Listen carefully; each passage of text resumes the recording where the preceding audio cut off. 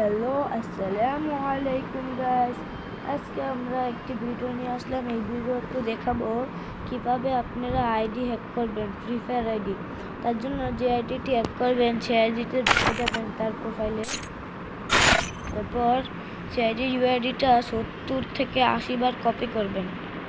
70 থেকে 80 বার। অনেকজন দেখায়, অনেক ভিডিও দেখেন 25 বার 20 বার করায়, কিন্তু এরকম হয় না। এটা 70 থেকে 80 বার করার পর আপনারা বের হয়ে যাবেন। বের হওয়ার পর সেটিং অপশনে ঢুকে আপনারা দেখতে পাচ্ছেন কাস্টমার সার্ভিস, এখানে ঢুকে যাবেন। তো আমার তো লোডিং দেখাচ্ছে।